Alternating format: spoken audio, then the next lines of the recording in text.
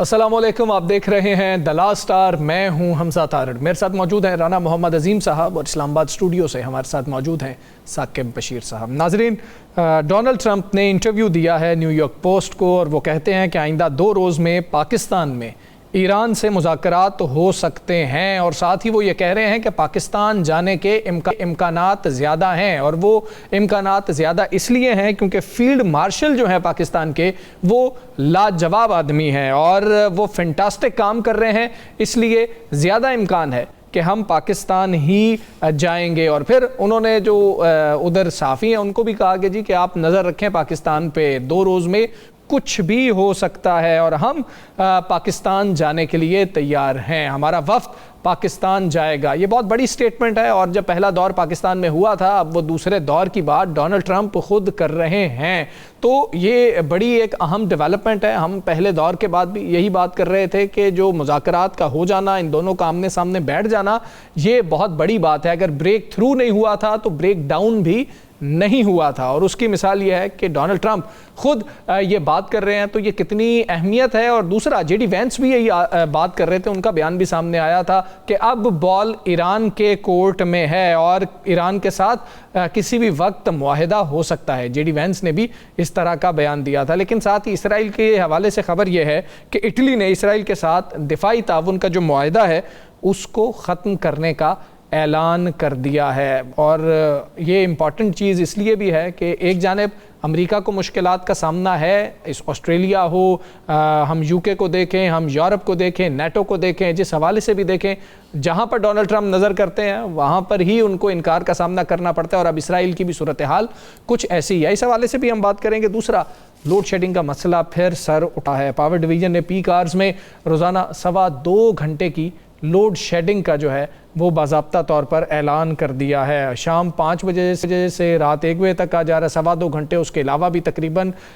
بڑے شہروں کی بات کر لیں تو وہاں پر 5 گھنٹے کی تقریباً لوڈ شیڈنگ کی جائے گی۔ اس وقت بھی لوڈ شیڈنگ ہو رہی ہے اور ہر پاکستانی اس سے پریشان ہے۔ اس حوالے سے بھی بات کریں گے، کچھ سیاسی صورتحال جو ہے اس کی بھی بات کریں گے۔ ران صاحب، بہت امپورٹنٹ بیان آیا ڈونلڈ ٹرمپ کا، اور جب جے ڈی وینس نے وہ میڈیا سے گفتگو بھی کی تھی، انہوں نے کہا تھا ایک نقطہ ہے اور یہ مذاکرات کامیاب نہیں ہوئے، تب بھی ہم نے پیر کو آ کے اپنے پروگرام میں یہ بات کہی تھی کہ مذاکرات تو بیک ڈور چل ہی رہے ہوتے ہیں۔ تو یہ کتنی پازیٹیو چیز ہے اور یہ کتنی اچھی بات ہے کہ ابھی بھی دونوں ممالک سوچ رہے ہیں کہ مذاکرات ہونے چاہیے۔ بسم اللہ الرحمن الرحیم۔ الصلاۃ والسلام علیک یا سیدی یا رسول اللہ، الصلاۃ والسلام علیک یا سیدی یا حبیب اللہ۔ تاجدار ختم نبوت زندہ آباد، زندہ آباد، زندہ آباد۔ ہمیں اس کے پس پردہ کچھ چیزیں دیکھنی ہوں۔ جی جس دن مذاکرات کا راؤنڈ پہلا ختم ہوتا ہے اور کہا جاتا ہے مذاکرات ناکام ہو گئے، اس کے بعد ٹرمپ کا بڑا سخت سا بیان آتا ہے، اور اتنا سخت بیان آتا ہے جس کی حد کوئی نہیں۔ پھر ٹرمپ ایک ٹائم لائن دیتا ہے کہ اس وقت ناکہ بندی کر دی جائے گی۔ اسی دوران میں اسرائیل کی طرف سے ترکیہ پر شدید ترین دھمکی دی جاتی ہے، اور ترکیہ کی طرف سے بھی آگے سے رد عمل آتا ہے۔ پھر اس وقت جس وقت ہم آپس میں بات کر رہے ہیں، ایک اہم ترین علاقہ لبنان کا جو ہے اس پر اسرائیل قبضہ کر چکا ہے اس وقت۔ آپ ان چیزوں کو ذہن میں رکھیے گا، اور یہ ریئیکشن آگے سے جانے والا ہے۔ لیکن ٹرمپ کے ریئیکشن کے بعد کیا ہوتا ہے کہ چائنا پہلی دفعہ اس سارے سینیریوں میں کھل کے سامنے آ جاتا ہے، بڑی سخت سٹیٹمنٹ دیتا ہے، اور وہ کہتا ہے آپ کچھ کر سکتے ہیں تو کر کے دکھائیے گا، ہم وہاں سے نکلیں گے، ہمارا معاہدہ ہے، کوئی روک کے دکھائے۔ پھر اسی میں عرب ممالک بھی اپنا رول ادا کرتے ہیں، اور وہ بھی کہتے ہیں کہ اگر ٹرمپ نے کوئی ایسی حرکت کی تو پھر باقی جگہ بھی بند ہو جائیں گی۔ اور پھر واضح طور پر ایک چیز نظر آ جاتی ہے کہ ٹرمپ کی دھمکی کے بعد ایران بھی ڈٹ جاتا ہے، ایران کی طرف سے بھی سخت ترین ریمارکس۔ پھر یہ ٹرمپ کا کہنا کہ ایران کی ہم نے بحری قوت ختم کر دی۔ ایران اپنے بحری قوت کا مظاہرہ کرتا ہے اور دکھاتا ہے کہ لو جی اسی ہے جی، ویڈیو بھی جاری کرتا ہے۔ اچھا، ان ساری چیزوں کے بعد ٹرمپ خود اپنے ملک کے اندر اپنے مذہب پہ اتنا متنازع ہو جاتا ہے کہ جس کی حد کوئی نہیں، اور حضرت عیسیٰ کے معاملے پر ہماری جان بھی قربان ہے، پیغمبر ہے، تو ان کے معاملے پر امریکی صدر اس جو پکچر ہے، لیکن ایرانی صدر اس کی مذمت کرتا ہے کہ ہم اسے برداشت نہیں کریں۔ پوپ لیو کے حوالے سے بھی مذمت کرتے ہیں، دونوں کی مذمت کرتے ہیں۔ اب کوئی ایک ایسی چیز بچتی نہیں کہ جس کے بعد ٹرمپ کے پاس ایک ہی راستہ تھا. اس کے اتحادی چھوڑ گئے, چائنا نے للکار دیا, ایران ڈٹ گیا, اور پاکستان نے بھی انہیں کہا کہ آپ ایسا نہیں کریں گے, اس سے ختم ہو جائے گا. آج کے دن تک قیمتیں پھر اوپر چلے گئی. آج کے دن تک مارکیٹ جو ہے اس کا جو حال ہے وہ آپ کے سامنے ہے. تو ان سارے معاملات کے بعد ٹرمپ کو واپسی کا ہی راستہ آنا تھا. جی بالکل ٹھیک ہے. لیکن اب بھی مجھے ٹرمپ کے بیان پر یقین کوئی نہیں ہے. اطلاع میرے پاس یہ ہے کہ دونوں طرف سے کچھ لوگ آج بھی مذاکرات کر رہے تھے, اور وہ مرکز بھی ہم ہی تھے. مذاکرات جاری تھے حل نکالنے کی, بات چیت جاری ہے. ایران جو ہے وہ وننگ پوزیشن پہ ہے. آج اگر ایران کی بات مانی جاتی ہے پھر بھی وہ وننگ پوزیشن پہ ہے. اگر ایران سے کوئی بات منوانے کی کوشش کی جاتی ہے پھر بھی وہ وننگ پوزیشن پہ ہے. آپ کو ہر صورت میں ایران کو کچھ دینا پڑے گا, بالکل ہر صورت میں ایران کو. وہ بہتر بارگیننگ پوزیشن میں اس وقت. ثاقب صاحب, یہ کتنی بڑی ڈیولپمنٹ ہے ویسے. ڈونلڈ ٹرمپ کا یہ بیان پاکستان کی, خصوصی طور پر فیلڈ مارشل کی, وہ پھر سے تعریف کر رہے ہیں. اب جو سینیریو بن رہا ہے اس سے نظر یہ آتا ہے کہ امریکہ فوری حل چاہتا ہے لیکن ایران دیر پا حل چاہتا ہے. بالکل, یہ بہت بڑی ڈیولپمنٹ ہے. اس کے حوالے سے جو آفیشیل پاکستان کی طرف سے ابھی تک کوئی ایسی اسٹیٹمنٹ نہیں آئی. پرائم منسٹر آف پاکستان نے جب کیبنٹ سے خطاب کیا تھا اس یہ کہا تھا کہ یہ چیزیں چل رہی ہیں behind the scene. Definitely Pakistan جو ہے وہ ان دونوں فریقین کو قائل کرنے کی کوشش کر رہا تھا کہ ان مذاکرات کو آگے بڑھایا جائے, کیونکہ جو جے ڈی وینس ہیں یا جو ایرانی حکام ہیں ان کی جانب سے جو اسٹیٹمنٹس آتی رہی ہیں ان سٹیٹمنٹس میں کوئی ایسی چیز نہیں تھی کہ یہ معاملہ رک گیا ہے یا مذاکراتی سلسلہ ختم ہو گیا. یہ تھا کہ ڈیل نہیں ہو سکی. تو اس کے لیے کوششیں تو جاری تھیں. صدر ٹرمپ کی نیو یارک پوسٹ سے بات جو ہوئی ہے اس کے حوالے سے اب کنفرمیشن آنی ہے, کیونکہ اس میں بھی انہوں نے کلیئر 100% نہیں کیا کہ ہم جا ہی رہے ہیں, جا سکتے ہیں, امکان اس میں پایا جاتا ہے. تو بات سمجھ لو, انہوں نے نکال دیا یقین, انہوں نے کال نہیں جائے. اگر فرض کریں کہ ثاقب صاحب اس کی بات پہ یقین نا, اس کی بات پہ یقین اس کی فیملی نہیں کرتی. انہوں نے اگر آنا ہے تو پھر میرا, میں کہ ان کی بات پہ یقین تو ان کی فیملی نہیں کرتی. پھر میرا خیال یہ ہے کہ آج جو ہے وہ یہ چیز کلیئر ہو جانی چاہیے یا ہو جائے گی آج کو یا رات کو یا کل صبح تک جو ہے وہ, کہ انہوں نے آنا ہی ہے اگلے 2 دنوں میں یا 3 دنوں میں, کیونکہ 2-3 دن تو لگ جاتے ہیں آنے میں بھی, یہ چیزیں تیاریاں اور سارے معاملات کرنے میں بھی. تو میرا خیال میں بہت جلد اس حوالے سے کلیئرٹی بھی آ جائے گی کہ ایکچولی کیا جو وہ ہونے جا رہا ہے. امریکہ اور ایران کے درمیان جو مذاکرات والا معاملہ ہے اس میں اس لیے بھی میرا خیال میں امریکہ بھی مذاکراتی ٹیبل سے پیچھے نہیں ہٹ رہا. اب دیکھیں ناکہ بندی کی بات امریکہ نے کی اور سب کو کہہ رہے ہیں آ جاؤ جی, آ جاؤ, مل جائیں, سب مل کے کرتے ہیں. تو ادھر سے برطانیہ بولتا ہے, فرانس بولتا ہے جناب, وہ کہتے ہیں ہم نہیں آ رہے. ادھر چین کہتا ہے جی ساڑھے جہاز نہیں چھیڑنا. ادھر جو اٹلی ہے وہ اٹلی اسرائیل کے ساتھ دفاعی جو اس کا معاہدہ ہے اس کو معطل کر دیتا ہے. تو وہ ایک فیکٹر ایسا ہے کہ امریکہ بھی اگر آپ دیکھیں تو امریکہ کی جو پکچر ہے وہ ایک تنہائی کی ہے. دنیا میں امریکہ ایک سپر پاور ہے. یہ سپر پاور کے لیے میرے خیال میں بڑا سبکی کا مقام ہے کہ وہ سفارتی محاذ پر تنہا کھڑا ہے, اس کے ساتھ کوئی چلنے کے لیے تیار نہیں ہے. نیٹو کے یہ جو ویسٹرن جو کنٹریز ہیں یہ ہمیشہ سے کسی نہ کسی صورت میں ان کے ساتھ چلتے رہے ہیں, لیکن کوئی بھی ان کے ساتھ چلنے کے لیے تیار نہیں ہے ٹرمپ کے ساتھ. تو یہ وہاں پہ جو ٹرمپ ایڈمنسٹریشن ہے وہاں کی جو خبریں انٹرنیشنل میڈیا کے ذریعے آ رہی ہیں وہ یہی ہے کہ ان کی بھی سوچ ہے کہ اس جنگ سے کسی طریقے سے جو ہے وہ نکلا جائے. ایران کا بھی معاملہ ہے, لیکن ایک میں خبر پڑھ رہا تھا کہ ایران جو ہے وہ کیونکہ مذاکرات کی ٹیبل پہ اگر دوبارہ آنا ہے, ٹھیک ہے نیوکلیئر پروگرام پہ بھی بات ہونی ہے, ابنا ہرمز پہ بات ہونی ہے کہ وہ ان کا حق تسلیم ہونا ہے, ایران کا نہیں ہونا, وہاں ٹول ٹیکس لگنا ہے نہیں لگنا, وہ بہت ابھی باتیں ہیں. لیکن جو میجر پوائنٹس ہیں یہ خبر بھی آئی ہے کہ ایران تخمینہ لگا رہا ہے کہ ان کا نقصان کتنا ہوا ہے, تو وہ تقریباً $270 ارب کا تخمینہ وہ کہہ رہے ہیں. اس سے زیادہ بھی ہو سکتا ہے, لیکن اتنا انہوں نے تخمینہ لگایا کہ جو ایران میں نقصان ہوا ہے وہ کیسے پورا کرنا ہے. پھر جو یہ گلف کے کنٹریز ہیں ان کو بھی ایران نے کہا ہے کہ آپ جو ہے یہ ہمارا نقصان جو ہے وہ پورا کریں کسی ذریعے سے. پھر جو ان کے اثاثے منجمد ہیں وہ کہتے ہیں کہ وہ ختم کی جائیں, وہ اس سے جو اثاثے جو ہے بحال کیے جائیں ان کے.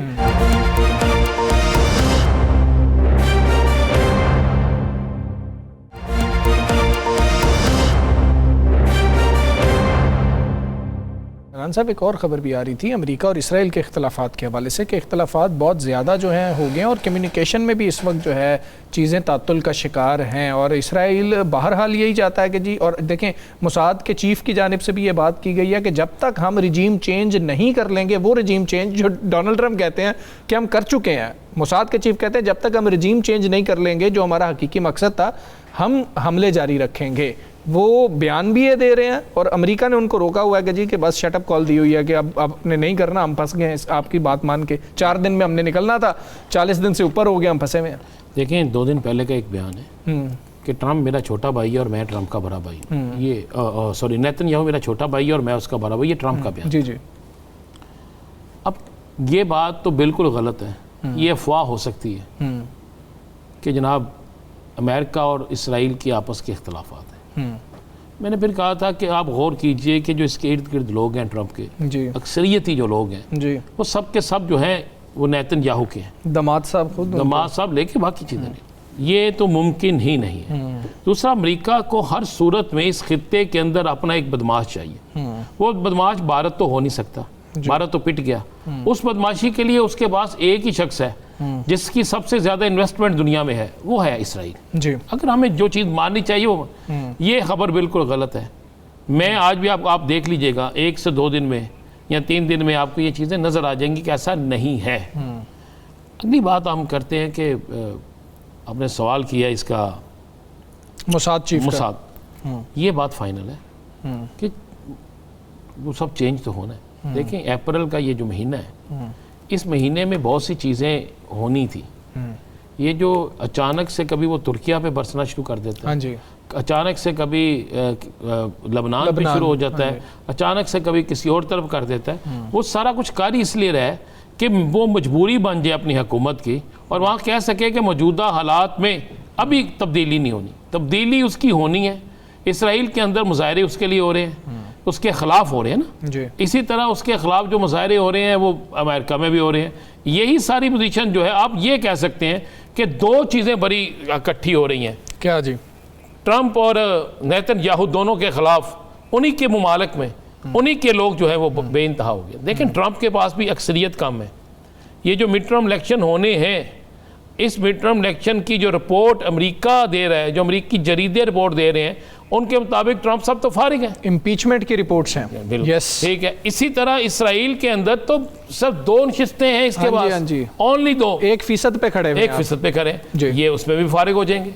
اب سزا دوسری سائیڈ پہ کھڑی ہے، جس دن اتریں گے اس دن سزا بھی ملے گی، وہ جس دن اتریں گے وہ سزا بھی ملے گی، اس کے بعد ان کے جنگی جرائم کا مقدمہ بھی درج ہوگا۔ ساؤتھ افریقہ نے جو بات کی تھی، تو ان دونوں میں ایک بات پہ ہم متفق ہو سکتے ہیں کہ یہ دونوں جا رہے ہیں، چاہے یہ صلح بھی کر لیں چاہے یہ جو بھی کر لیں۔ دیکھیں صلح کرنے کے بعد بھی آپ نے امریکہ کو جو خواب دکھایا تھا کہ ہم سب سے بڑے فاتح ہیں، آپ تو نہیں، 4 دن والا، اسرائیل نے بھی جو خواب دکھایا تھا گرینڈ اسرائیل، وہ اس کا خواب وہ بھی چکنا چور ہو گیا، ترکی کھڑا ہو گیا، اٹلی نے معاہدہ توڑ دیا، امریکہ کو کینیڈا پر گیا، امریکہ کو یورپ پر گیا، امریکہ کو انگلینڈ پر گیا، برطانیہ پر گیا، امریکہ نے پلے کی رہ گیا، امریکہ کو تو جگہ بھی پڑ گیا، وہ اپنا جگہ سب کو کوریا والے ہاں جی ہاں جی، وہ بھی پڑ گئے ہیں، وہ بھی کہتے ہیں آ ذرا بھائی۔ تو یہ بات تو بڑی سیدھی سی صاحب سے کلیئر سی بات ہے، وہ بٹن والے، وہ بٹن والے جی، وہ 24 گھنٹے سنے انہوں نے اپنے پلنگ بیٹھ دینا بھی بٹن والے۔ تو کہنے کا مقصد ہے یہ سارے تو بڑھ گئے، اب ہے کچھ نہیں اس کے پاس، اب اس کے پاس ایک ہی چیز ہے کہ وہ آئے آ کے صلح کر لے، صلح کر کے پھر وہ اپنا بیانیہ ہوتا ہے کہ جو شخص پھر سیاست کریں اپنی، دیکھیں جو وہ مسلمانوں کے خلاف تو تھا ہی، وہ اپنے مذہب کے خلاف بھی ہوگا، بکھلائے ہوئے ہیں اس وقت، ان کو سمجھ نہیں آ رہی ہے، تو آپ کس طرح سمجھ لیں؟ اب تو وہ ہر وہ فیصلہ ماننے کے لیے تیار ہوگا کہ جو فیصلہ آپ سمجھتے ہیں کہ اس کے پاس آ جانا چاہیے، وہ تو بیٹھا ہوا ہے کہ جناب آج مٹن نہیں دینا تو خدا دا واسطہ ہے سادے چنے ہی دے دیو، کچھ دیو تو صحیح منو۔ ٹھیک ہے، اچھا ثاقب صاحب، زیادہ سفارتی تنہائی کا شکار کون ہے؟ میں آپ کے لیے ملٹیپل چوائس کوسچن لے کے آیا ہوں، اسرائیل، ٹرمپ صاحب، یا پھر بھارت، نریندر مودی؟ مشکل سوال ہے، تینوں ٹھیک لگ رہے ہوں گے آپ کو؟ میرا خیال ہے اس سارے معاملے میں نریندر مودی جو ہے، بھارت بالکل جو سفارتی تنہائی کا شکار ایگزسٹ نہیں کرتا، ہم سمجھتے ہیں کہ بھارت جو ہے وہ پاکستان کے بارے میں پتہ نہیں کیا کیا نریندر مودی اور جے شنکر کہا کرتے تھے کہ نہیں پاکستان کی تو بات ہی نہ کریں, ہم تو پتہ نہیں معاشی لحاظ سے پتہ نہیں پاور بن چکے ہیں اور ہماری جو معیشت بہت مضبوط ہے. باقی جو آپ نے اسرائیل اور امریکہ کی بات کی تو ان کے ساتھ کون ہے, آپ مطلب گننے پہ آئیں تو کوئی ملک ایسا نہیں ملتا جو امریکہ اور اسرائیل کے ایکٹ کو کسی بھی صورت میں جسٹیفائی کر رہا ہو, سپورٹ کر رہا ہو. مطلب دیکھیں نا کہ وہ اٹلی یا دوسرے تیسرے کنٹری جو ہے وہ خود ان کے ساتھ, مطلب اسپین, تو یہ سارے ممالک جو ہے وہ ہم اگر اس کو ریلیجیس سائڈ پہ لے جائیں کہ ایران جو ہے وہ ایک مسلم کنٹری ہے, تو امریکہ کے ساتھ جو ان کو جانا چاہیے, اسرائیل کے ساتھ جانا چاہیے, وہ نہیں جا رہے, ویسٹرن کنٹریز نہیں جا رہے, کوئی جسٹیفیکیشن ہی نہیں ہے. انٹرنیشنل لاز کی خلاف ورزیاں ہیں, ایتھکس جو جتنے ہیں یا وہ ہیومن رائٹس کی وائلیشن سے کیا کیا کہیں گے جو اسرائیل اور امریکہ نے کیا ہے, مطلب ایران میں کیا ہے, اسرائیل نے لبنان میں کیا ہے. مطلب اندازہ کریں کہ یہاں پہ سیز فائر ہوا اور ساتھ ہی اس نے 10 منٹ میں وہاں پہ 100 بم گرا کے پتہ نہیں کتنے لوگ شہید کر دیے, کتنے زخمی کر دیے. غزہ میں اس نے کیا کیا, تو اس کی تو کوئی جسٹیفیکیشن سرے سے ہے ہی نہیں ہے. اور ایک چیز صرف میں آخری بات کروں گا, میں وہ اسپیکر جو ایرانی ہے ان کا اسٹیٹمنٹ پڑھ رہا تھا کہ ایران منطق پہ بات کرے, مطلب ایک آرگومنٹ لے کے آئے نا ٹیبل پہ بیٹھے, ہمیں مطمئن کرے یا خود مطمئن ہو جائے. تو میں سوچ رہا تھا کہ امریکہ کیسے وہ مطمئن ان کو کرے. ایک تو یہ بڑے پڑھے لکھے ہیں سارے ایرانی, پی ایچ ڈی ہیں, ایکسپیرینسڈ ہیں, بڑے سفارتی ان کے پاس تجربہ ہے, وہ کیسے کنونس کریں گے ان کو. اور خود انہوں نے اتنے انٹرنیشنل لاز کی, ہیومن رائٹس کی ساری خلاف ورزیاں کی ہوئی ہیں. پھر اگر نیوکلیر پروگرام کی بات اگر ایران سے پوچھی جاتی ہے تو اسرائیل سے کیوں نہیں پوچھی جاتی بھائی؟ اس کے پاس بھی مطلب یہ باتیں تو ہیں نا کہ اس کے پاس بھی یہ صلاحیت کسی نہ کسی صورت میں جو موجود ہے یا وہ اس میں رکھتا ہے دسترس, اس سے تو نہیں سوال کیا جاتا, تو وہ منطق پہ بات ہی نہیں کر سکتے.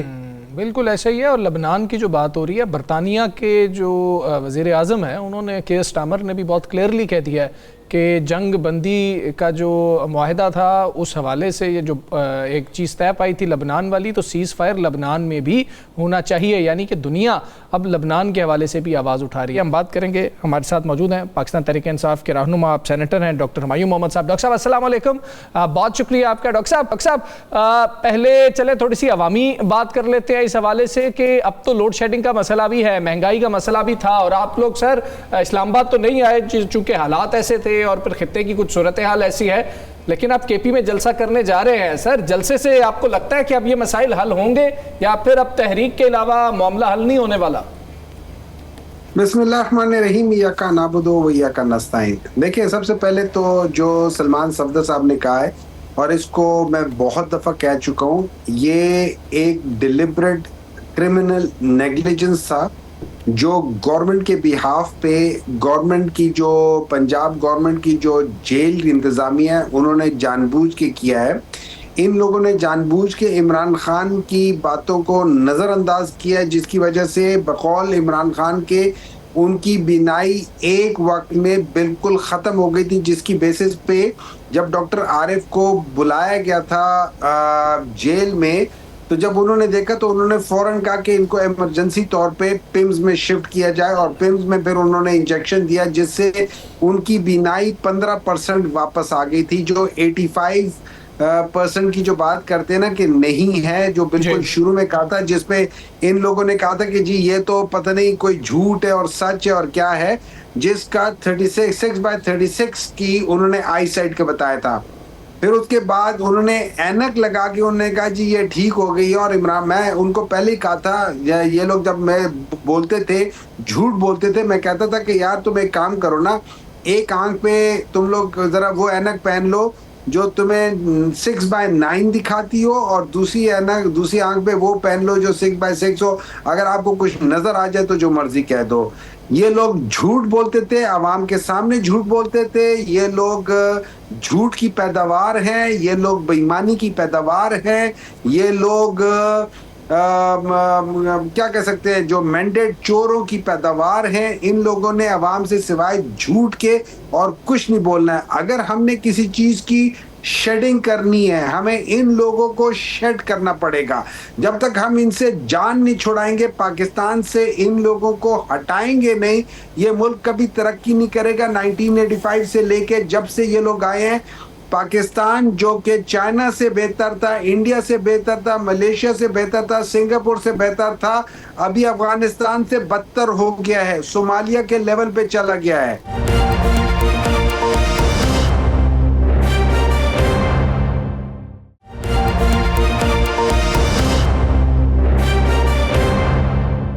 ڈاکٹر صاحب، جس دن آپ لوگوں نے 9 تاریخ کا جلسہ ملتوی کیا کہ ملک کے لیے یہی بہتر ہے، اور عمران خان صاحب نے بھی جیل سے یہی پیغام دیا جو آپ کی قیادت کہہ رہی ہے، 9 تاریخ کے بعد آپ 9 تاریخ کا جب جلسہ ملتوی ہوتا ہے تو ساری سیاسی جماعتیں آپ سے ملتی ہیں، 2 راؤنڈ ہوتے ہیں جس کی تصدیق آپ ہی کے رہنماؤں نے کی۔ اس میں لازمی بات ہے آپ سے کہا گیا ہوگا کہ ہم اس کے بعد کوئی نہ کوئی آپ کے ساتھ بیٹھیں گے، معاملات کو بہتری کی طرف لے کر جائیں گے، کچھ سیاسی معاملے حل کریں گے، لیکن اس کے بعد یہ ہوا کہ آج منگل کے روز تھی، ملاقات نہیں ہوئی، گرفتاریاں ہوئیں۔ عمران خان کو فارن فنڈنگ کیس میں مرکزی ملزم نامزد کر دیا گیا، چلان پیش ہو گیا، سارا کچھ ہو گیا، تو آپ کو کچھ رعایت ملنے کی بجائے آپ کے گردن میں توق ڈال دیا گیا، سزا کا لے لیں، جبر کا لے لیں، جو آپ اس کو لفظ، میں تو جبر نہیں کہوں گا، کوئی نہ کوئی آپ پر سختی کر دی گئی۔ تو وہ جن لوگوں نے بات چیت کی تھی یا وہ جو ایک سمجھوتا گروپ کے طور پہ گنے جاتے تھے، وہ اب کیا کہتے ہیں؟ اپوزیشن لیڈر کا بھی اس کے بعد کوئی بیان نہیں آ رہا سامنے، باقی چیزیں بھی نہیں آ رہی، یہ ہوا کیا ہے؟ دیکھیں رانا صاحب، اس طرح ہے، میں سمپل سی ایک بات، دیکھیں ہر ایک چیز کو اگر آپ سمپلیفائی کر کے دیکھیں نا تو آپ کو پرابلم سمجھ آ جائے گی ہے کس جگہ پہ ہے۔ اس وقت حکومت کا جو کانفلکٹ آف انٹرسٹ ہے وہ پاکستان تحریک انصاف کے ساتھ ہے، بقول ان کے اگر عمران خان کے ساتھ حالات بہتر ہو جاتے ہیں یا وہ جیل سے باہر آ جاتا ہے تو ان سب کی چھٹی ہو جائے گی۔ ان لوگوں کے جب کھیل ختم ہوگا، جب ان لوگوں کا ختم ہوگا، یہ وہ نہیں چاہتے۔ ان لوگوں کو میں آپ کو دوبارہ بتا دیتا ہوں، to the best of my knowledge, across my heart, ready to die, ان لوگوں کو پاکستان سے سوائے پیسہ بٹورنے کے ان کو کوئی محبت نہیں ہے۔ یہ صرف دکھاوا ہے، یہ صرف جھوٹ ہے، یہ فریب ہے۔ یہ اس ملک کے ساتھ ایکچولی جس ملک کو دیمک کی طرح یہ لوگ چاٹ رہے ہیں، دیمک کی طرح کھوکھلا کر رہے ہیں، یہ لوگ جونکے ہیں اس ملک کے اوپر۔ ان کو جب تک وہ گرم لوہا نہیں لگاؤ گے، یہ اس ملک کو کا خون چوسنا چھوڑیں گے نہیں۔ کوئی میٹنگ ہوئی تھی ڈاکٹر صاحب؟ کوئی میٹنگ ہوئی تھی جب آپ نے جلسہ ملتوی کیا تھا؟ کوئی میٹنگ جب اپوزیشن آپ سے، اپوزیشن تو آپ ہے، جب آپ سے حکومتی اتحادی ملے تھے، کوئی چیز طے ہوئی تھی؟ کوئی یقین؟ دیکھیں مجھے ڈیٹیل کا نہیں پتا کہ کیا ہوا تھا، مجھے یہ ضرور بتایا گیا تھا، ہمیں بتایا گیا تھا کہ ایک ہائی لیول میٹنگ جا کے ان سے ملی تھی، اس میں کیا تھا کیا نہیں ہوا مجھے اس کے ڈیٹیل نہیں پتا، لیکن میں آپ کو دوبارہ بتا رہا ہوں سر، ان لوگوں کی نیت نہیں ہے۔ اگر ان لوگوں کی نیت ہوتی، دیکھیں پاکستان تحریک انصاف نے جب بھی پاکستان کی بات آئی ہے تو ہم لوگوں نے ہر چیز سے بالا تر ہو کے پاکستان کے ساتھ کھڑے رہے ہیں۔ ڈیموکریسی میں اگر میں پاکستان کی اندر جو پالیسیز ہیں ان کو تنقید کرتا ہوں، اس کا یہ ہرگز مطلب نہیں ہے میں پاکستان کا دشمن ہوں۔ ایکچولی بعض دفعہ تنقید اگر آپ دیکھا جائے تو تنقید کرنے والا آپ کا دوست ہوتا ہے، خوشامد کرنے والا آپ کا دشمن ہوتا ہے۔ تو تنقید کرنے سے میں آپ کی اصلاح کر سکتا ہوں، خوشامد کرنے سے میں، اور آپ کو یہ کہہ دوں کہ جس میں پیچھے کھڑے لوگ بھی اپنے ہاں کر رہے ہوں کہ میں کہوں کہ جی میں تو آپ کو اس لیے سلوٹ کروں گا۔ آپ نے کتنے رانا صاحب، آپ لوگ بتائیں، آپ سارے سینئر صحافی ہیں، پچھلے 30-40 سال میں آپ نے کبھی کسی ایک پرائم منسٹر کو یا پریزیڈنٹ کو کسی دوسرے پریزیڈنٹ یا پرائم منسٹر کو سپیچ کے دوران میں سلوٹ کر کے دیکھا ہے؟ آپ کیا ایکسپیکٹ کرو گے سر جی؟ اس ملک کا آنر کیسے ایکسپیکٹ کرو گے؟ ثاقب صاحب، ڈاکٹر صاحب، یہ جو بات آپ کر رہے ہیں اس والے سے گورنمنٹ بھی کہتی ہے اور انٹرنیشنل جو ہے وہ میڈیا اور انٹرنیشنل جو جتنے بھی ممالک ہیں، عالمی طاقتیں ہیں، بلکہ وہ بھی پاکستان کی تعریف کر رہی ہیں کہ وہ سفارتی محاذ پہ ان کا رول بہت پازیٹیو رہا ہے اور یقینی طور پر رہا بھی ہے اور پاکستان کی عزت ہے۔ میرا سوال یہ ہے کہ ایک تو آپ تنقید کی بات کر رہے ہیں، آج علیمہ خانم صاحبہ ان کی ایک تو ملاقات بھی نہیں ہوئی، فیملی کی آج ہونی تھی، تو انہوں نے کہا ہے کہ یہ جو پارٹی ہے یہ صرف ان عہدوں کے لیے، وہ پی ٹی آئی کی بات کر رہے تھے، یہ صرف عہدوں کے لیے ہیں اور انہوں نے وہاں بیٹھ کے ایک طے کر لیا کہ ہم جلسہ نہیں کریں گے. کیا یہ نہیں مانگ سکتے تھے کہ آج ہی عمران خان کو جو ہے وہ ہاسپٹل شفٹ کر دیں, ہم جلسہ نہیں کرتے؟ اور انہوں نے سخت تنقید کی کہ کہاں ہیں عہدیدار, اور اڈیالہ جیل کے بعد وہ پہنچے نہیں ہیں, اور یہاں پہ جو لوگ آتے ہیں ان کو عہدیدار ہونا چاہیے. تو انہوں نے بڑی شدید جو کرٹیسائز کیا ہے پی ٹی آئی کی پوری قیادت کو.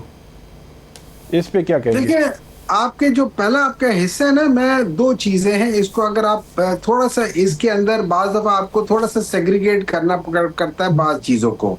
پہلا یہ ہے کہ کیا پاکستان نے رول پلے کیا ہے اور اچھا رول پلے کیا ان فورن ریلیشن. یس, پاکستان کا بہت زبردست اور اچھا رول رہا ہے. دوسرا ہے کہ کیا ہمارے پرائم منسٹر کا جو رول تھا وہ کیا تھا, کیا وہ اچھا تھا؟ دیکھیں پرائم منسٹر جب آپ کے پاس ایک میسج آتا ہے کہ یہ drafted for the prime minister of Pakistan, ٹھیک ہے, یا Pakistani prime minister, that means کہ یہ پاکستان سے جنریٹ نہیں ہوا, یہ کسی اور ملک سے جنریٹ ہوا ہے, موسٹ پروبلی یو ایس سے جنریٹ ہوا ہے. ڈاکٹر صاحب چلیں اس پہ ایک ضمنی سوال لے لیں. مطلب یہ اچھی بات ہے, آپ لوگوں کے بھی فارن منسٹری آپ لوگوں نے بھی رکھی ہے. جب بھی کوئی پیکٹ ہو رہا ہوتا ہے یا پھر کہیں پہ ٹاکس ہو رہی ہوتی ہیں تو جو بھی چیزیں پبلکلی اناؤنس کی جائیں گی وہ چیز طے ہوتی ہے. تو آپ کے علم میں ہے کہ وہ کیسے طے پاتا ہے کہ کون سی سٹیٹمنٹ جاری کی جائے گی پبلکلی؟ سر اس طرح بالکل اس طرح ہوتا ہے کہ آپ اور میں بیٹھ جاتے ہیں, ہم لوگ ڈیسائیڈ کرتے ہیں کہ کیا ہے کیا نہیں ہے. میں اپنی طرف سے, آپ اپنی طرف سے بعض چیزوں کو بیان کر دیتے ہیں, اور پھر میں اپنے پرائم منسٹر کو, آپ اپنے پرائم منسٹر کو, میں مثال دے رہا ہوں کہ آپ ایک ملک کے, میں دوسرے ملک کا ہوں, یا آپ ایک ملک کے میں, اور ہم لوگ اپنے اپنے جو لیڈران ہیں ان کو کہتے ہیں آپ نے یہ کہنا ہے, یہ کہنا ہے, یہ کہنا ہے. لیکن میں یہ نہیں کہتا ہوں کہ میں آپ کو میسج بھیجوں, مطلب آپ اس وقت پرائم منسٹر ایک اور ملک کے, میں ایک ملک کا صدر ہوں, میں آپ کو میسج بھیجوں, یا میں کوئی بھی ہوں دوسرے ملک کا, میں آپ کو میسج بھیجوں کہ بھائی جان آپ نے یہ پڑھنا ہے, اس کو ری ٹویٹ کر دیں. آپ اس میں سے ڈرافٹڈ فار دا ڈرافٹ بغیر سوچے سمجھے اس کو ٹویٹ کر دیں گے. مجھے ایک بات بتائیں, آپ صحافی ہیں, اس قسم کی چیزیں ہوتی ہیں سر, آپ مجھے بتا دیں نا. میں تو ایک سمپل پاکستانی سوال کر رہا ہوں کہ میرا پرائم منسٹر ہے, میرے ملک کے توقیر, میرے ملک کے عزت کا سوال ہے, میری عزت کا سوال ہے. میرا پرائم منسٹر ایک بھیڑ چال چل رہا ہے, بغیر سوچے سمجھے, بغیر اس کے کر کے اس نے وہ کر دیا ہے کہ بھائی اس نے کہہ دیا جو ہے تم اس طریقے سے کر دو. یہ چیز ٹھیک ہے. دونوں فریق, ویسے ایران بھی پرائم منسٹر کا بھی جو ہے شکریہ ادا کر رہے ہیں, فیلڈ مارشل کا بھی ایران شکریہ ادا کر رہا ہے, امریکہ بھی شکریہ ادا کر رہا ہے. یہ تو خیر دونوں فریق شکریہ ادا کر رہے ہیں. نہیں کرے گا نا, آپ کا میرا نہیں کرے گا, پاکستان کے ریپرزنٹیٹیوز کا کرے گا. آپ بھی تسلیم کر لیں نا سر, وہ اپنے میں تسلیم کر رہا ہوں. دیکھیں Pakistan, they are representative of Pakistan, and Pakistan has done a great job. میں اس بات کو ضرور مانتا ہوں. پاکستان کا اس میں وقار بلند ہوا, میں اس بات کو ضرور مانتا ہوں. لیکن اس میں ایک علیمہ خان جو ہے وہ سخت کرٹیسائز کر رہی ہیں. میرے خیال میں وہ جو ہے وہ اپنے بھائی کے حوالے سے بہت پریشان ہیں, تو انہوں نے پی ٹی آئی کی ٹاپ کی لیڈرشپ ساری کو بڑا سخت کرٹیسائز کیا. اس پہ آپ کمنٹ کر دیں. اچھا, میں اس پہ آ جاتا ہوں. دیکھیں میں اس پہ آ جاتا ہوں. میں علیمہ خان صاحبہ سے ایگری بھی کرتا ہوں اور نہیں بھی ایگری کرتا. ایز اے بہن وہ بہت ایموشنل ہوگا, ان سے کہیں زیادہ ایموشنل ہم لوگ بھی ہیں. دیکھیں اس طرح یہ ہے کہ علیمہ خان صاحبہ عمران خان کے ساتھ بچپن سے پلی بڑی ہے, ایک ہی ان کا خون ہے, سب کچھ ہے, ان کی ایسوسیشن ایک ہے. ہم لوگوں نے تو ان پہ ایک قسم کا ان کے ساتھ چلے نا, ہم لوگ تو ان کے ساتھ ہمارا کوئی ریلیشن نہیں تھا, ہم لوگ تو ان کے ساتھ کر کے چلے کہ ہم آپ کے ساتھ کھڑے ہوں گے. یہ جو سارے لوگ جیل میں بیٹھے ہوئے ہیں اتنے عرصے سے, 900 دنوں سے بیٹھے ہوئے ہیں, یہ کوئی عمران خان کے رشتہ دار تو نہیں ہیں, یہ عمران خان کے ساتھ لے کر چلے تھے نا, یہ ان کے ساتھ ہی بیٹھے ہوئے ہیں. وہ سارے لوگ وہی ہیں کہ جو ہمارے 5000 کے قریب لوگ جیلوں میں ہیں, جو ورکرز جیلوں میں, یہ بھی اسی طرح ہی ہے نا. یہ سارے کے سارے عمران خان کے اوپر اس پہ چلے تھے کہ جو یہ کہے گا ہم اس کے ساتھ چلیں گے. ہاں اس وقت ہم لوگ, آپ یہ یاد رکھیں, اس وقت ہم لوگ کے خلاف کھڑے ہیں. جس طریقے سے وہاں پہ ظلم تھا اس طریقے سے یہاں پہ ظلم ہے. جس طریقے سے وہاں پہ وہ جھوٹ اور فریب تھا اس جگہ اس طریقے سے یہاں پہ بھی جھوٹ اور فریب ہے. ہمیں یقین ہے, ہمیں اس کے اوپر اعتماد ہے کہ یہ شخص وہ شخص ہے جو اس ملک کو بچا سکتا ہے. اور اس نے دیکھیں اپنی بینائی کے باوجود کہ اس کی ایک آنکھ کی بینائی ختم ہے, اس کے باوجود وہ اپنے جو اصول ہیں ان سے پیچھے نہیں ہٹ رہا. اس میں آپ ان کو بعض ان کو کہتے ہیں کہ بہت سٹبرن ہے, بعض اس کو کہتے ہیں کہ بہت زیادہ اصول پرست ہے. ٹھیک ہے ڈاکٹر صاحب, بہت شکریہ آپ کا, آپ نے پروگرام میں ہمیں جوائن کی. تو بریک لیں گے, بریک کے بعد واپس آتے ہیں. اسٹے ود اس.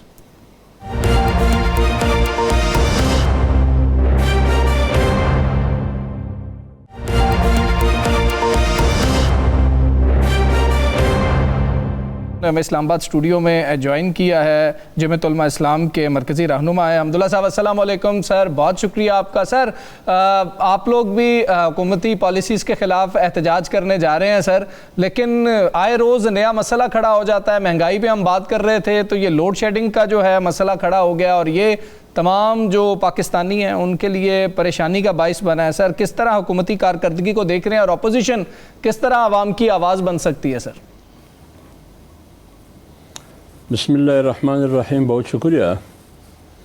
دیکھیں آپ نے میرے خیال میں بات صحیح کی کہ اصل چیز پاکستان کے اندر عوام اور عوام کے مسائل اور حکومت کی ذمہ داری عوام کے مسائل کا حل کرنا, حکومت ڈیلیور کرنا اور ہاؤس ان آرڈر کرنا. کیا پاکستان میں 2-2.5 سال سے جو حکومت آئی ہے جی, کیا اس نے عوام کو کوئی سہولت دی ہے؟ زندگی کی کسی بھی یونٹ میں, زندگی کی کسی بھی شعبے میں مجھے ایک کام بتا دے. بلوچستان میں بتا دے, مجھے سندھ میں بتا دے, خیبر پختونخوا میں بتا دے, پنجاب میں ہو سکتا ہے لیکن مجھے نہیں معلوم.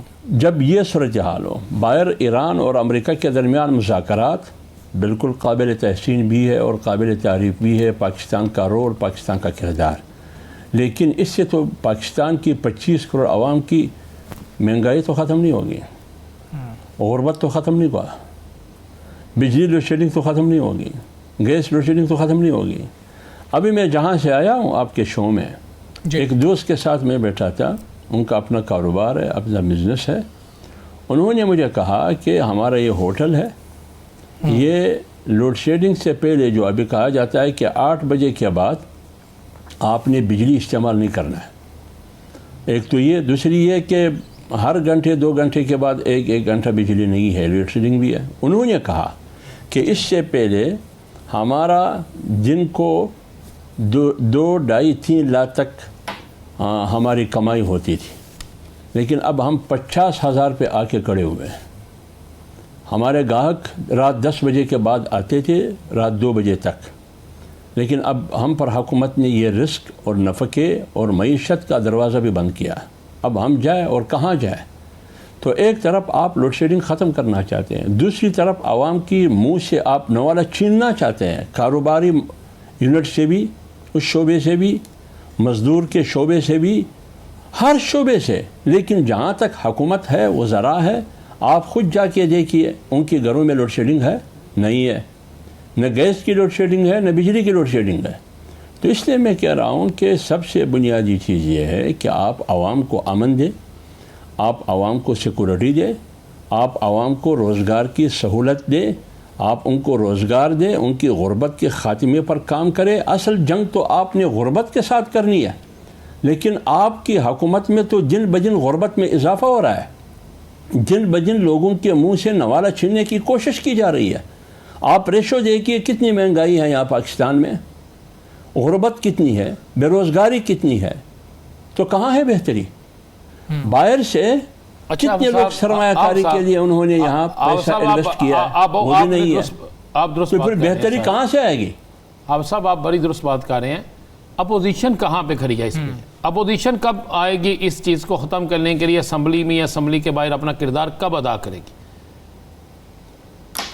دیکھیں رانا صاحب, بات یہ ہے, ہم نے تو پرسوں میرا خیال 12 اپریل کو, آج 14 اپریل ہے, جمعیت علماء اسلام نے مردان میں ایک عظیم اجتماع کا انعقاد کیا. ایک سیاسی جمہوری پارٹی کا یہی کردار ہوتا ہے کہ وہ پارلیمنٹ کے اندر آواز اٹھائے, پارلیمنٹ سے باہر آواز اٹھائے, وہ عوام کی زبان بنے.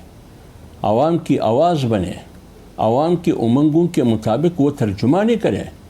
آپ مولانا صاحب کی سپیچ اٹھا کے دیکھیے, انہوں نے عوام کی نمائندگی کی ہے, انہوں نے عوام کی ترجمانی کی ہے, وہ عوام کی آواز بنے. انہوں نے ببانگ دہل کہا کہ یہ حکومت جیلی ہے, جس طرح جیلی نوٹ نہیں چلتا یہ جیلی حکومت نہیں چلتی. صاحب ہم نے دیکھا کہ جب پی ٹی آئی کی حکومت تھی اس وقت کی اپوزیشن نے بھی بہت کوششیں کی کہ اس کو ٹف ٹائم دیا جائے, لیکن اس کے بعد ایک پی ڈی ایم بنی اور پی ڈی ایم تمام جو اپوزیشن جماعتوں کا ایک اتحاد تھا, جس کی وجہ سے ٹف ٹائم بھی ملا اس وقت کی حکومت کو, عدم اعتماد بھی آئی. اب عدم اعتماد تو نہیں, لیکن ٹف ٹائم تب مل سکتا ہے جب اپوزیشن اکٹھی ہو. کیا کوئی ایسا میکنزم ہے, جے یو آئی ایف جو ہے کوئی سوچ رہی ہے کہ باقی جماعتوں کو اکٹھا کر کے, ظاہر سی بات ہے ہر ایک کے اپنے اپنے مطالبات ہوں گے, کہ ان عوامی مسائل پر اکٹھے ہو کے اپوزیشن کی جائے تاکہ حکومت کو ٹف ٹائم ملے؟ بالکل آپ کے بات سے ہے میرے بھائی, اپوزیشن کو اکٹھا ہونا چاہیے. جو بدقسمتی سے اپوزیشن ایک پیج پر نہیں ہے. آپ خود اندازہ لگائیے, پارلیمنٹ میں سب سے بڑی پارٹی اپوزیشن کی پاکستان تحریک انصاف ہے, اس کی ذمہ داری بنتی ہے. اپوزیشن لیڈر بھی انہی کا ہے, یعنی ان کا نامزد کردہ ہے. بڑی پارٹی کی ذمہ داری بنتی ہے کہ وہ اپوزیشن کے پوزیشن کو کامن چیزوں پر متفق کر کے آگے بڑھے, لیکن وہ اپنی پارٹی کو متحد نہ کر سکے. بدقسمتی سے مجھے یہ بات کرنے کی میرے خیال میں گنجائش نہیں ہے, نہ مجھے اجازت ہے, نہ میرا ضمیر مجھے اجازت دیتا ہے. لیکن آپ کے سوال کے جواب میں یہ بات بنتی ہے کہ ہونا یہی چاہیے, جب اپوزیشن متحد ہو پارلیمنٹ کے اندر بھی اور پارلیمنٹ کے باہر بھی, ایشو ٹو ایشو, اس کا فائدہ قوم کو پہنچتا ہے. آپ مہنگائی کے خلاف لڑ سکتے ہیں, آپ کا ایک مؤثر آواز ہوتا ہے, لیکن اگر ہم منتشر ہے اپوزیشن پارٹیاں تو یہی تو حکومت کی مضبوطی کی ایک دلیل ہے.